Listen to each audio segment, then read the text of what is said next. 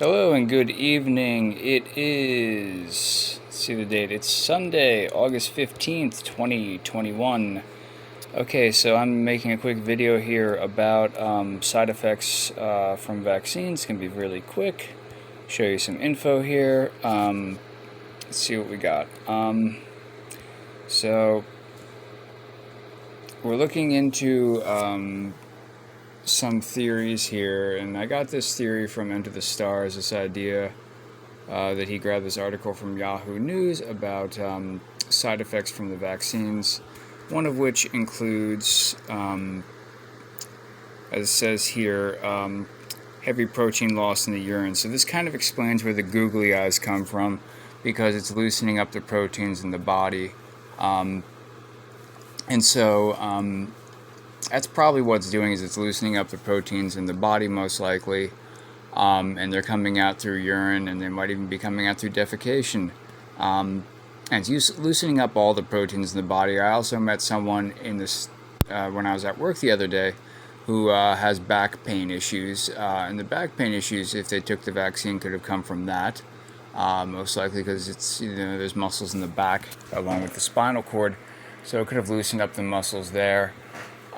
So I think what they're doing here is this kind of contributes to the slow kill off that they're doing, in that they are using basically what's going to happen is that it doesn't really matter what your body composition is. This will probably affect you, but it's going to slowly affect you. It's going to take a very long time. It's going to take a while. I don't know how long exactly, but look at it like this. Okay, so it's going to loosen up the proteins in the body.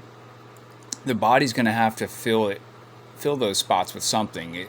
But what I look at like this is that the people who are of low BMI will end up and also the people who got brain fried who are of low BMI will have the spots in the body fill with leukocyte cells most likely. And those leukocyte cells lead to leukemia and will lead to ripping apart the body a bit and deteriorating it. So these empty protein spots have to fill with something. And then you look at it like this on the upper scale of the BMI, you still have what would happen is that these are just theories, mind you, these could be disproven, is that you remove the proteins, deteriorate, and they get removed from the body because they're deteriorated and they have to exit the body. And so what happens is for an overweight person, let's say of high BMI, of overweight or obese, they would start to form, instead of leukocyte cells filling there, you would have instead, you could trigger it with frequencies too in the air. They would be exposed to more than just 5G. They would have the buzzing in their head as well a little bit, and the buzzing around them would produce instead, rather than a bunch of leukocyte cells, it would produce some of those, but instead it would produce glucose to ferment, and it might cause glucose to ferment because the frequencies in the air do cause tumors eventually. So in people of low BMI, it would probably cause something like leukemia, but could also cause tumors. But the people of a higher BMI, it would cause tumors most likely. And so the frequencies would work in concert with the vaccine, and it would cause glucose to ferment in the spots of the body where oxygen cannot get to, because if you have a lot of lipid fat mass, it would cause the glucose to ferment a bit more easier. And so, but the vaccine would exacerbate this effect and would make it happen quicker, because it would rip apart the proteins in the body and something would have to fill those areas. And so that's what could potentially happen here, is that all these things working in concert together, and in addition with follow-up doses, because the follow-up doses will then decrease the body's resiliency towards fighting off cancer, is what will end up happening. Because this is essentially like people are going to probably slowly develop cancer from this, is what I believe is going to happen. But I could be wrong, and it makes sense why the googly eyes are present, because the muscles have deteriorated. So it kind of makes sense. And on another note, I feel pretty great today. I took some iron today, and so I have a lot of leukocyte cells, so I basically offset it with iron, and it worked out pretty good. So it worked out really good today, so I feel really quite all right after taking the iron. And so yeah, it's all it really takes sometimes, is just a heavy dose of iron. My metabolism also rocketed back downward, And so I feel very decent, and if anything, I feel, I feel energetic. So it's a good thing that I figured. I mean, I kind of figured out a while ago that, hey, if I just take a simple iron supplement, it will totally offset everything and totally offset the leukocyte cells I have in my body. So that's good. And so yeah, that's kind of what it's doing. Is that it's a multi-pronged attack on the body. And so we'll see what they do in the future. And I'm also curious about what they're doing with, let's say, let's take a look at this real quickly.